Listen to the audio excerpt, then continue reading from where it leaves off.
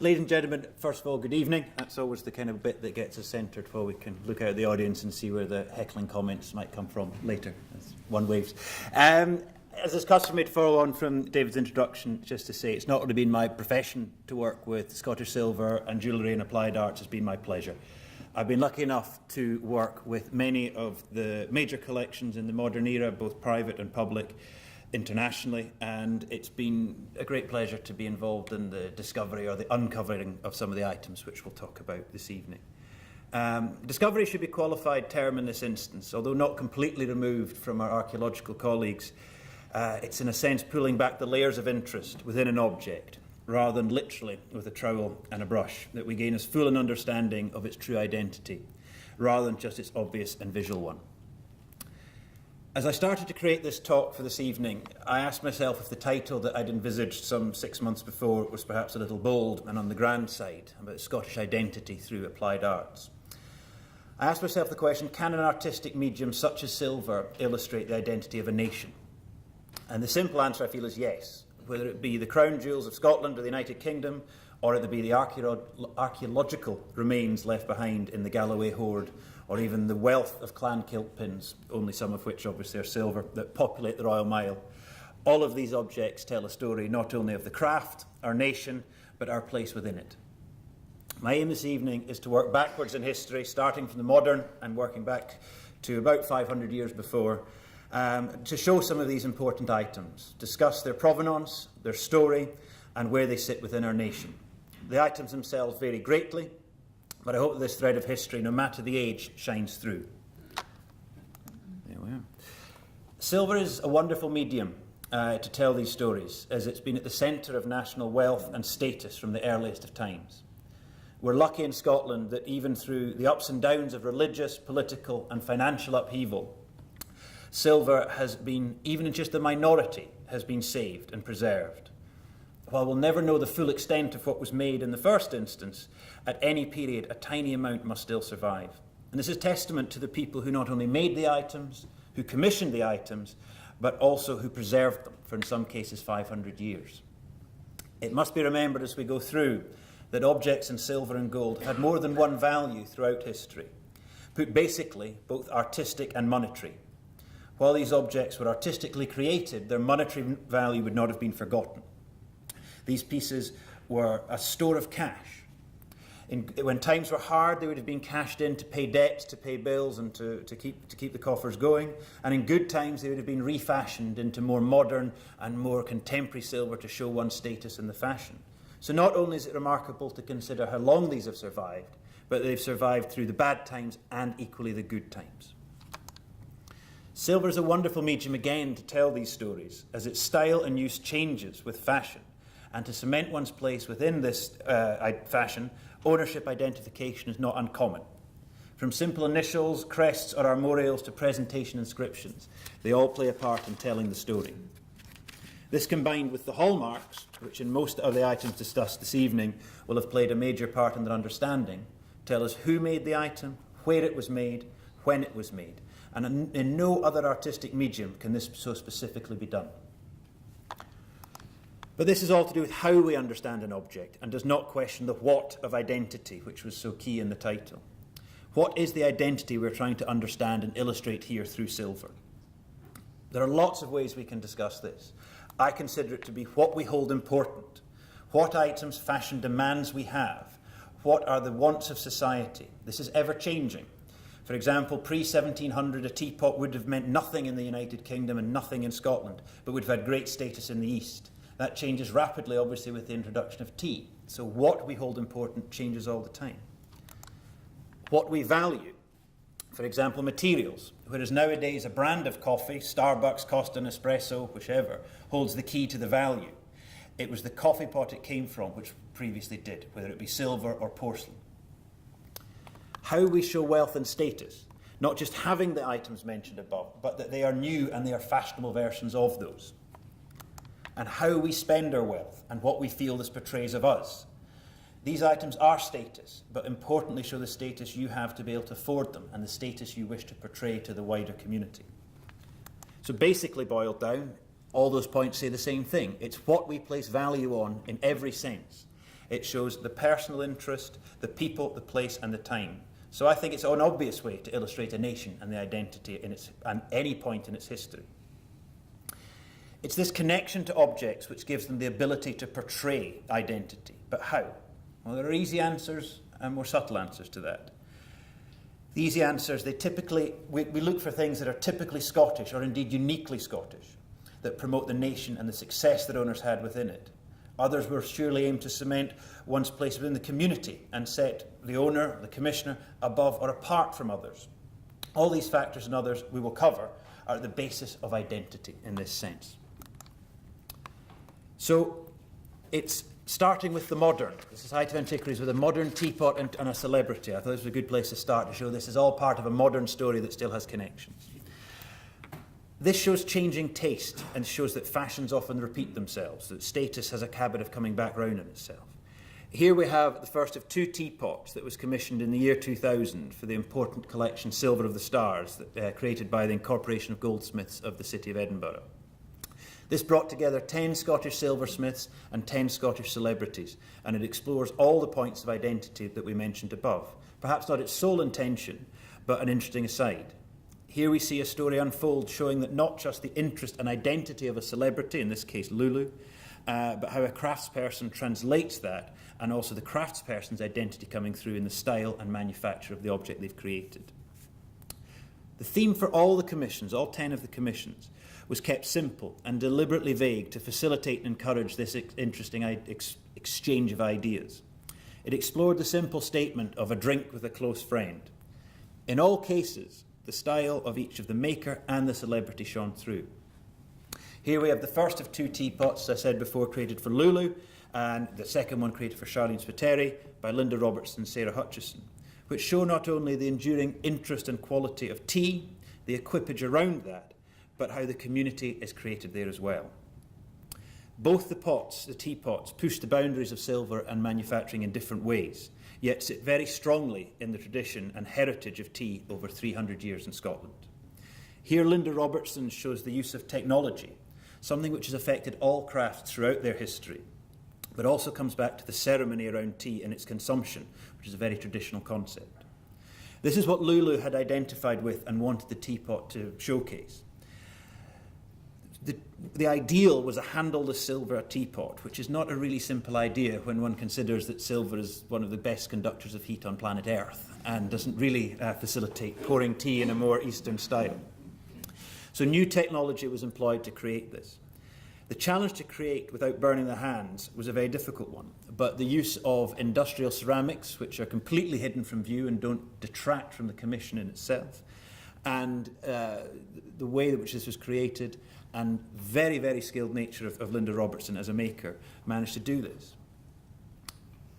It's the first ever example to do so, and although the style and material perhaps did not suit the function, Linda Robertson's skill and the ability to create this identity of the celebrity shone through. Moving on to the second, in a juxtaposition of this, Sarah Hutchison and Charlene Spiteri's teapot, where the personality and identity of Charlene shines through. It's often been said that a sparkling personality, in this case Charlene's, demanded a diamond-studded teapot. This example screams of the identity of the commissioner, perhaps even more so than the maker themselves. The object again speaks of what and how we place value and status in objects, in this case more the exuberant use of materials and the combination. These 2 teapots and the 8 other items within the collection have further promoted the national identity of Scotland rather than the people created, its craftsmen and its craftswomen and the talents of the celebrities. It's been seen throughout the world over the last 11 years, been shown in Russia, America, Canada, China, Japan, mainland Europe and many, many other places, to in excess of 750,000 visitors. These are ambassadors for Scotland, these objects. They've created an eye-opening legacy of what Scotland can do. Without doubt, it has promoted not just silver, but the arts of Scotland as a whole.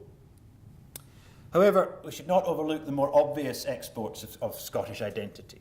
When it comes to the Scottish identity, there is one word which, whether we agree or not, defines Scottish identity worldwide. Arguably our biggest export, it has to be tartan. While silver is not seen integrally within tartan, it's been used for centuries to increase the status of the wearer and the identity they wish to portray within Highland regalia.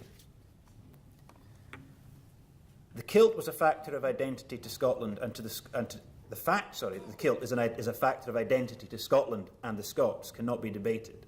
And whether a Highland warrior of the past with silver-mounted dirk, sword, pistol or targe, or the over-the-top outfits created for the return of King George IV to Edinburgh, the kilt has seen many incarnations to the same results, personal and national identity of the wearer. While many objects have been created in silver to promote the ideal of the gentrified Scot in his kilt, it's without doubt the upper echelons of society which give us the most cause for discussion and arguably applause.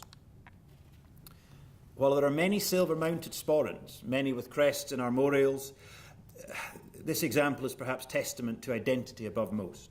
This is a fine example of the silversmith's craft by Robert and Henry Kirkwood of Edinburgh, made in 1899. Although not the best photos, and seeing them on screen, it does take a bit of looking at there. It is of the finest quality of production. Each individual section is handmade and cast in silver, but the attention to detail used in the silver creates texture and form. No two sections are the same, meaning that the highest time, the highest cost, and the highest consideration has gone into making this piece. Each piece is unique to the original commission, so this is by no means a stock production that's been altered for one man's wants. Each element is carefully considered, and while it may look like a fine version of a standard design, it's not. The central armorial is specific to the owner. The plants intertwined flanking it are the Lamont clan plants, and this combined with the finely pierced and engraved borders showcase the medium, style and the maker. These personal elements, finely crafted with such varied techniques, are placed on a mirrored finished cantle, which gives a wonderful effect, centrally set with the armorial, again promoting the identity that the gentleman, Lamont of Knockdown, felt. However, it's easy to overlook one of the most interesting points to do with the identity. This sporran's not in fact for black tie, as many sporrans are today, but for white tie. Not an occasion I've ever been invited to, but I'm sure there's some in the room who may have. The highest of social orders. Sporrans with white buff leather pouches like this are considered to be for white tie, something that's very, very rarely seen. Until the uncovery of this example, all the known examples of white buff leather had royal provenance. So this undoubtedly shows the value and the strength that Lamont placed in being Scottish, showing this to the highest levels of society with who he was mixing and tailoring his natural dress to this, which only had compared with royalty. Another area often personal to the kilt wearer and which identity can be placed is the ski and do. There are many examples of this. Ski and do's are being handed down through generations, so one identifies with his forebearers. Military ski and do's going into civilian use, again cementing one's identity within a regiment as a soldier, even after retirement. However, ski and do's are rarely seen in such style to this degree. The ubiquitous Scottish knife has rarely been bettered. Hundreds, if not thousands, of ski and do's survive, but barely a handful of this quality, and arguably none other of Inverness manufacture such as this, Edinburgh being the main production for such high-end Highland wear. The original owner of the ski and do is unknown, the reason for the commission is unknown, but it's fair to assume it was a commission, as no other examples of this quality are known by Ferguson and McBean of Inverness, and their ski and do and Highland wear production is particularly well recorded. Ferguson and McBean were fine makers based in Inverness, specialising in the production of Highland wear. They were to benefit greatly from the resurgence in interest in Scotland from Queen Victoria and the hunting and shooting parties which followed. They capitalise on this, selling shooting trophies, rather morbidly created from deer's hoofs mounted in silver as inkwells or vesta cases, desk stands, and a vast array of Highland accessories, as we said. These would have kitted out the man who identified as a Scot, whether he was or only longed to be. Amongst the finest ski and do's I've seen, it's tempting to wonder which of these sporting party guests, or indeed which perhaps even one of the royal families who visited the shop, may have had a hand in its commission. Creating, cementing or fulfilling a Scottish identity was not just the preserve of tourists and guests to Scotland. There was without doubt a new fashion for national pride which the Scottish took on board themselves, if not just a pride in being Scottish alone, but a pride in what Scotland had to offer. The Victorian ideal of Scotland gave Scots a new identity to link to and to promote, and arguably this is not diminished to this day. As has already been commented, fashion has an important part to play in identity, and in this discussion being Scottish. What was considered Scottish was not only hugely popular, but important factor was where the things that were Scottish came from. The passions for all things Scottish, whether it be history through writings of Walter Scott or others, tradition, song, poetry, or simply the landscape itself, was hugely popular. And this is not better illustrated than the use of native materials from, and indeed part of, Scotland. This started and is most commonly found with the use of various native hardstones, agates, faceted citrines, often called cairngorms, all fueled a market in high-end tourist wares. Many of these were made to supply the demand rather than being made in Scotland or in fact of Scottish material. This demand quickly grew too large for local makers such as these to supply, and large-scale operations were created to produce these so-called Scottish pebble items. The factories were as far afield as Birmingham in Germany, using stones from all over the world as far away as Brazil. To most tourists, it was a memory of Scotland, not the true fact that an item was intrinsically Scottish that mattered. The same could be said today when looking at tartan scarves for sale throughout Edinburgh. It's the fashion and identity they wished to portray, not the nature of where they came from, that was important. However, there was a small but fascinating group of makers who capitalised on this interest in Scotland and took it upon themselves to create true memorials of Scotland. The use of native materials was in part made possible due to the 1818 and 1868 mini gold rushes in Sutherland. This created a small, but for a short time, sustainable supply of native Scottish gold, where there had been none before, other than a very small amount which was the byproduct of lead mining and never commercially exploited to any extent. Various makers, noticeably in Inverness and Glasgow, were buying this gold and selling the virtue of its origin and purity to a much higher price. Much of this must have been done anonymously, by which I mean unmarked, as items surviving which bear any mark denoting origin of Scottish nature are extremely rare. This gold brooch takes the Scottish theme beyond just the stage of gold and brings together Victorian fashionable style rather than Scottish traditional, with many aspects of Scotland. In this case, not just native gold, but fine quality Scottish freshwater pearls, prized since the time of King David and indeed set into the Scottish crown, together with a fine citrine. Although many citrines are often called cairngorms, this is no doubt erroneous, as it's virtually impossible to tell the origin of a quartz stone common the world over. However, this example is of a hue and a Scottish type cut, which is arguably that of a native stone. In the context of this brooch, I feel confident the stone will be Scottish, as the whole function of this brooch is to scream Scottish made, Scottish origin, and Scotland. This piece is high fashion, not just for Scotland, but for the Victorian ideal of the time, the material and the nature of the work being extremely important to Victorians connecting to their roots and their heritage. Interestingly, its design is not connected to the historical revival, which much of the period's work in Scotland was, much like the Highland ware bringing facets of archaeological finds into their design. Silver should not be discounted in this group of native materials, and as an aside, it should be noted that this interest was through all levels of society. This seemingly simple and plain clan brooch hides a rather important tale. Commissioned on behalf of Queen Victoria by her son-in-law, John Campbell, Marquess of Lorne, who had married Victoria's fourth daughter, Princess Louise, in 1871, these brooches were made for presentation on the occasion of Victoria's visit to Inverary Castle in 1875. It's well recorded locally and within the press of the time that she handed a brooch of native silver to the 40 local men who formed her guard of honour upon arrival at Inverary Castle. The silver had been sourced from the Duke of Argyll's mine, just west of Inverary in the castle, excusing the Gaelic pronunciation of Colli Braghad, I'm sure there'll be letters saying that wasn't quite right, which had opened in 1850, and forgive that. The mines were short-lived and closed by the 1870s, and have all since disappeared from the landscape. As with native Scottish gold, Scottish silver has been sourced for generations, but is rare. It was rarely profitable to be sourced as the main activity of mining, and was usually found as a byproduct of other ventures, as with the gold, notably lead mining. This, combined with the silver being sold once more without note to its provenance, has made Scottish native silver extremely rare. Currently, only 4 examples of this brooch are recorded of the presumably 40 that were made. This example, one within a private family connection where it's descended since 1875 in its presentation, and 2 within the National Museum of Scotland. So keep your eyes open for rather plain-looking brooches. But from one extreme to the other.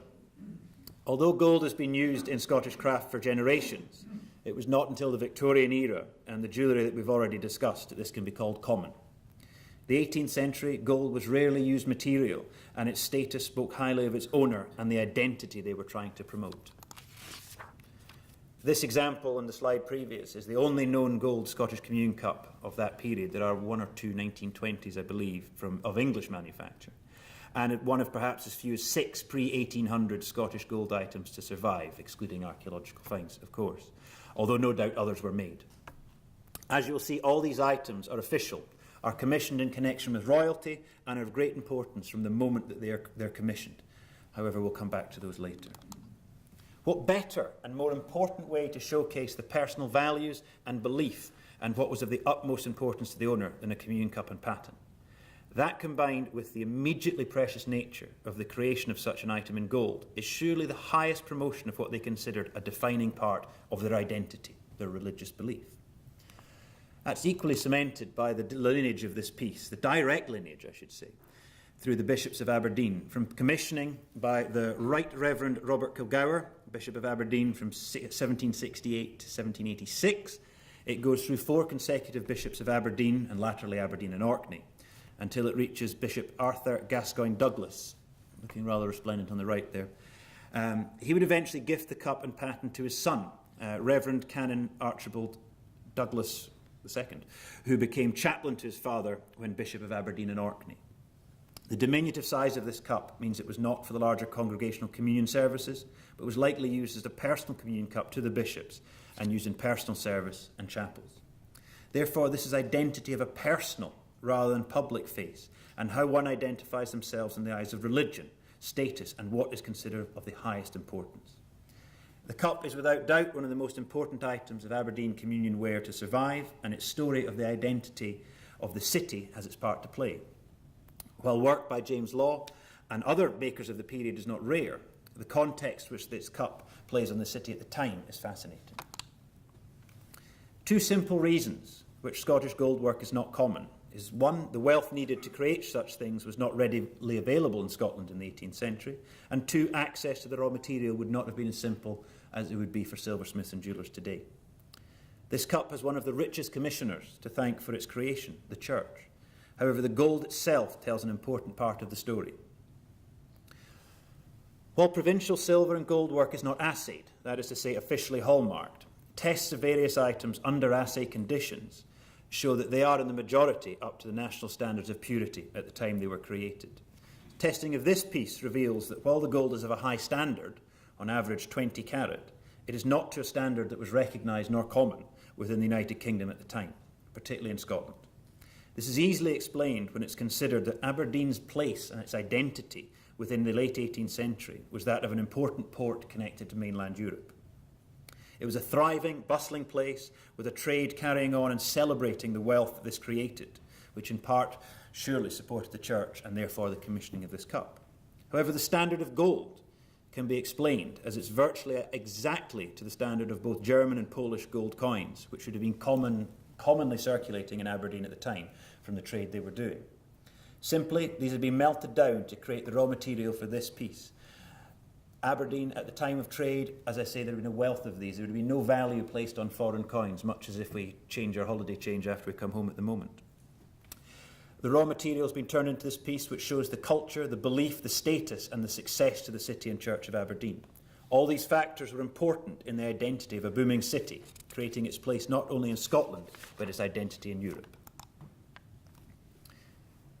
This example is perhaps one of community identity, rather than personal or singular, as we've discussed previously.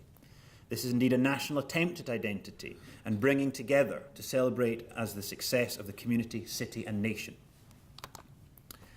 Although the kettle, as I say, forms part of a small group of prizes awarded at the Leith Races, in this case in 1757.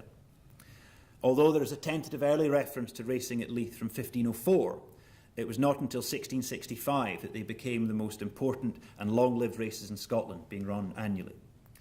Created by the town council as a means of attracting business and money to both Leith and Edinburgh as a whole, they were also supported by the Crown and is seen as a way to create community in the north, encouraging trade and attendance from big-spending aristocrats and gentry who owned and ran the horses which took part. From the outset, it's clear the races were as much a sporting event as a money-making scheme, for argument's sake, and were intended to appeal to a very far-flung constituency.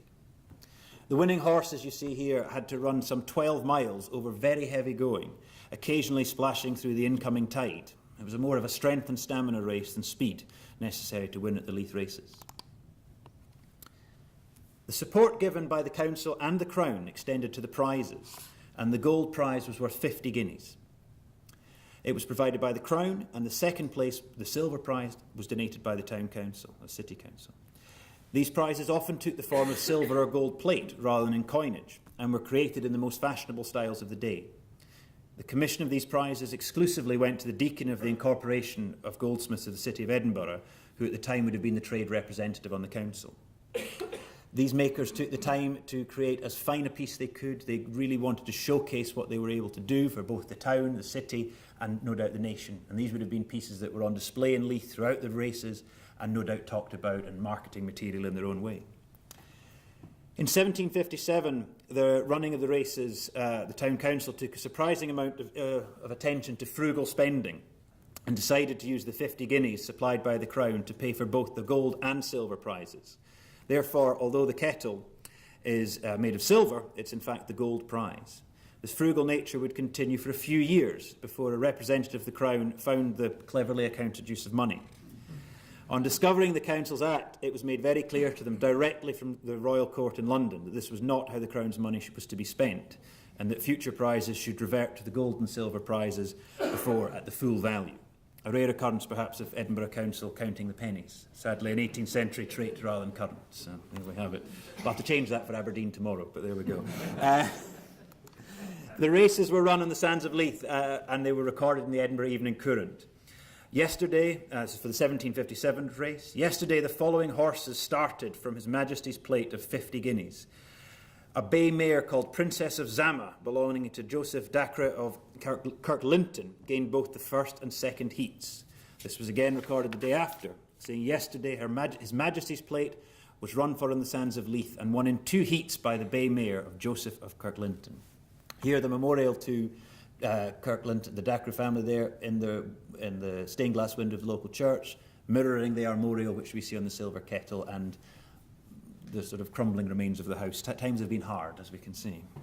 While the peak was certainly the mid-18th century, the Leith Races would play an important part of the city and the nation's pastime until the early 19th century, when they'd be moved to Musselburgh Links and continue the tradition of racing in the town, which we still see today. There are many ways to quantify identity, but one I think which must not be overlooked are items which are uniquely Scottish, not just in the world of Highland or national dress, nor in items of Scottish material origin, but items which are uniquely our own design, our own form, and while of comparisons in the wider world, can only be considered ours. There are 2 very simple examples which bear this out uniquely for Scotland: the thistle mug as we see here, and the quaich. Being Scottish, or connecting with being Scottish, is not exclusive to those of us born and bred in Scotland. Scots have never had an issue with multiple identities. We can be Scottish, British and European all at once, or we can be American Scots 5 generations back. And indeed the varied membership of the society and their interests prove this perfectly, even in 2018. This mug shows how the identity of a craftsperson can change by the political and upheaval and then finding a new home in Scotland. It's long been discussed that the trade in Aberdeen and the borough of Old Aberdeen were more heavily influenced by the wider continental flow of trade than the general Scottish and English craft, and this created a unique Aberdeen style. However, this piece seems to cross those boundaries and shows a French Huguenot silversmith becoming an accepted part of the nation's craft and producing items of a distinctly Scottish flavour. Although goldsmiths have been recorded as early as 1368 in Aberdeen, it's not until 1696, with the first reference to Etienne Agate, that the trade is recorded in Old Aberdeen. Samuel Lervire here, the maker of this cup, is not only one of the earliest recorded Old Aberdeen goldsmiths, he is one of only 2 Huguenot goldsmiths recorded in Scotland. The only other, Etienne Agate, also of Old Aberdeen. While it's unusual to find both in Old Aberdeen, it seems even more unusual not to find any other records anywhere in Scotland of Huguenot goldsmiths, particularly in Edinburgh. Scotland was a natural allied nation to the Calvinistic Huguenots, both in religious tolerance and the close-knit ties between the nations formed through the Old Alliance and their closely connected royal families. During the 16th and 17th centuries, and from their membership of the Protestant Reformed Church of France, Huguenot members fled in large numbers, and a series of religious persecutions throughout France. It was considered by the 17th century and into the 18th century, the number of fleeing Huguenots was as high as 500,000, mainly fleeing to such safe havens as the Protestant nations of England, Denmark, Sweden and Switzerland, and in much smaller cases, as we're discussing, to Scotland. It was regularly the artisans and craftspeople within the Huguenot communities who fled, as it was far simpler for them to up and leave their homeland, not being tied to land and agriculture, where fleeing meant losing all worldly goods and possessions. While even for the craftspeople that fled, times were no doubt hard, however, the success they found is well recorded. This and their acceptance into the new local society made these sacrifices hopefully worthwhile. This cup is an extremely rare example of Huguenot Scottish silver. Huguenot silver, however, is well recorded and much admired in England, with some of the biggest names of the 18th century silver having French Huguenot roots. When it is considered and compared with the well-recorded and highly important group of Huguenot goldsmiths in London and the remarkable changes they made to the face of the craft, the tiny numbers in Scotland become even more unusual. The Huguenot influence in London is seen with many important makers. Names perhaps most commonly associated are those of Paul de Lamery and Anthony Nelm, David Willem and Paul Crespin, to name only a few, and their workshops went on for generations. Working from the last decades of the 17th century through the reign of Queen Anne, their influence on the trade and their success within this was remarkable. Indeed, some of the most highly valued and important pieces of silver from this time, both in institutional and private collections, come from these makers' workshops. So in this instance, I feel we see an adopted identity, where a fleeing Huguenot craftsperson has found a new home. Not only that, but a community where he identifies, and his identity is neither a problem nor hidden, and he flourishes not in spite of this, but perhaps because of this. A telling lesson of attitude in this post-Brexit world. Many cultures have a drinking vessel they consider their own, and many are communal. The quaich is ours in both cases. England has porringers, Wales loving cups, Russia the cosh, and so on. But the quaich is uniquely ours. What makes a quaich is a very good question. And I was taught early in my career by the wise words of Stuart Maxwell, past keeper of the museum, given to me through George Dalgleish, again, past keeper of the museum. The question laid before us, as George would say, is when is a quaich not a quaich? The answer, after great deliberation on my part, was never correct, but the answer was when it's hallmarked in England. And Stuart Maxwell added that then makes it an ashtray, but I've left that out for policy's sake. Stuart no longer with us, so I don't think there's any lawsuits coming, so there we are. An article title, if ever there was one. A line I've used as my own, and feel free to do after tonight yourself as well. However, in all seriousness, a quaich is a two-handled, most often, not exclusively, shallow drinking bowl. Importantly, with three-dimensional handles, as you see here. These come in all shapes and sizes, from large communal examples to much smaller personal ones. They're often connected to family tradition, to weddings, feasts, celebration, but much of this perhaps is based on tradition rather than evidence. It's fair to say, however, they are Scottish. This example, however, arguably is not a quaich, but more commonly termed a taster. It predates the first hallmarked quaich by some 20 years, and in silver is arguably the forerunner to the national vessel we hold so dear. It is amongst the earliest datable examples of this type, made in Edinburgh between 1646 and 1648 by Andrew Denison. More correctly called a taster, because it's flat sheet handles rather than the quaich's traditional three-dimensional handles. It's debatable. Some people would prefer this was a quaich rather than a taster. Comparing with English examples at the time, they would have had wire loop handles or single handles made in a very different way. So there is still some debate to that fact, but for simplicity's sake and lack of argument, we'll call it a taster this evening. The fashion for tasters is seen elsewhere in the United Kingdom at this point, but arguably we have quaichs before this point in wood and other materials, so why shouldn't this be the beginnings of those? Arguably, I think, to me, in silver at least, this is the beginning of the quaich, if not exactly a quaich. It takes the earliest silver hallmarked example of the style of the fashion, if not the final design, back some 20 years. It has tantalising evidence still to give us, a story yet untraced. There are still layers to be unravelled, as we spoke about at the beginning. In this case, the original owner's initials. They're contemporary to the manufacture, but still at this point have not been traced. These are typically Scottish, with the title of the owners denoted above them. While it is typically Scottish, it is rare and most often seen in the later 17th century. Titles are not common in Scotland at the period, and it's most often the M of a master or a maester or a minister that we see above the initials. There weren't many ranks that were denoting it in this way. This example has S for Sir and D for Dame, obviously husband and wife, but as yet they're still untraced. This importance piece is still under research. It only came to light rather recently, and hopefully its mysterious answers and other questions will come to the fore with due course. And it's this idea of discovery, of research, of explaining an item, which I think makes silver and all areas of applied arts particularly interesting for people to connect into. There's always something tantalising that we can't quite get to. It's that never-ending story of research. There's always something that can tell us a bit more, and perhaps most exciting things will never actually give up their full story, but that's the challenge. Taking us further back, and indeed almost as far back as Scottish gold and silver craft goes, other than in the ground, is this wonderful piece, the Fettercairn jewel. This was recently a recent discovery, having never been recorded until it announced itself to the world, to great surprise, via auction last year and great excitement. This piece is one which still has many secrets to reveal, but even with the many questions still to be answered, it is undoubtedly an important and fascinating item. Likely made in the reign of King James VI, it's one of only a very small handful of non-archaeologically found items of jewellery within Scotland with a Scottish provenance or manufacture between 1500 and 1600. It's unmarked, so its true identity to the maker, or indeed the location of maker, is still open to great debate. Some argue even rather strongly it's not even Scottish. There are comparables on the continent, but then again there is strong argument to the connection of the Darnley jewel, which is widely believed to have been made in Edinburgh by George Heriot or a similar maker of the period. This connection with royalty and the highest powers in Scotland are key, and following this thread offers much discussion on the item. The iconography on the enamelled scene is as confusing as it is fascinating, and to pick only one area of interest, it has to be the central figure of the god Mercury. Mercury has long been considered a god with many influences: financial gain, commerce, messages, him being a messenger, communication, travellers and travelling, and many, many more. So having him adorn this pendant would have created a good luck talisman for any traveller or businessman.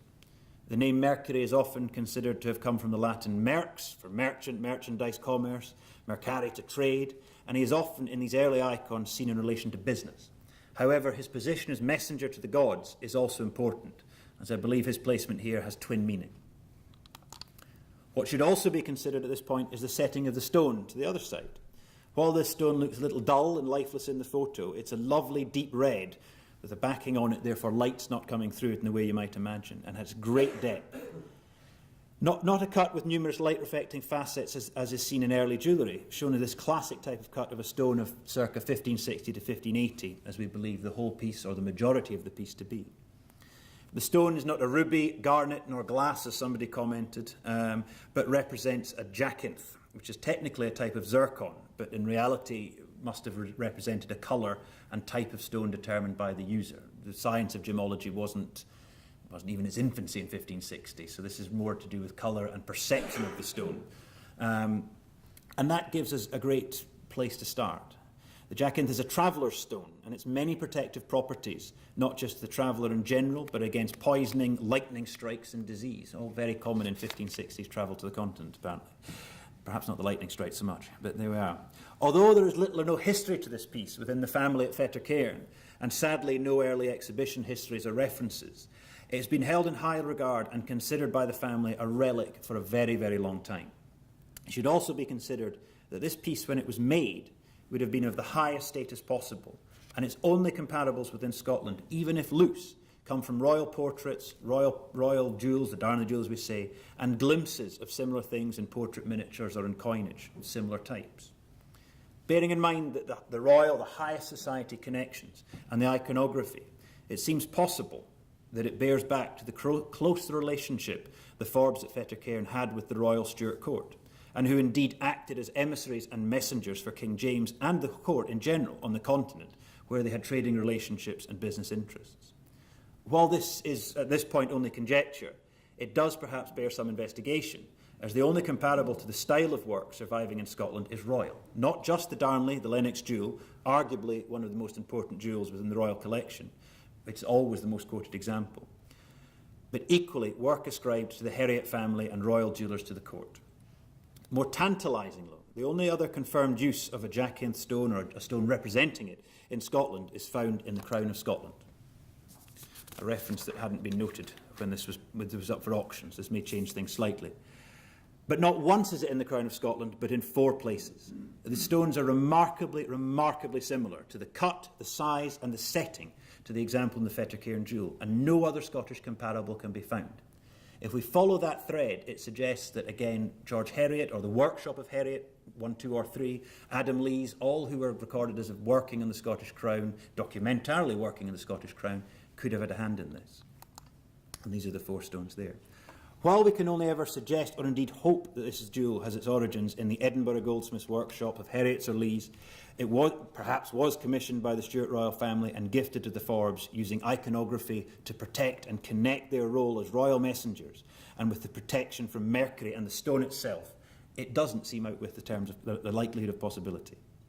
It should be added that, much like the work of archaeologists, each layer we peel back on the Fettercairn jewel offers more interest and insight in equal measure, with uncertainty and unknowns, not just in the case of the jewel, but all items of historical context. It's a very, very rare item that we know everything about, and perhaps not the most interesting ones in general.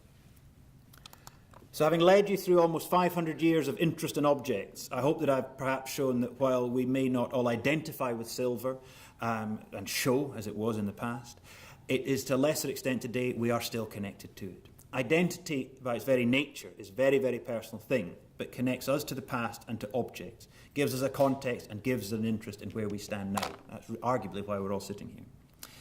These are but the tip of an iceberg of interest of history and applied arts connected with Scotland. And I hope it's opened the eyes a little wider and perhaps made you want to connect your identity with their interest, or indeed see how many of us do already. Ladies and gentlemen, and anybody still awake, thank you very much, and I will open the floor to any questions, easier to start with than heckling slightly later, if we've got time. And if there are none, I always say this at the end, if there are none, it has either proved the most interesting and informative talk ever given, or my least exciting. So there we go. So questions if we have it.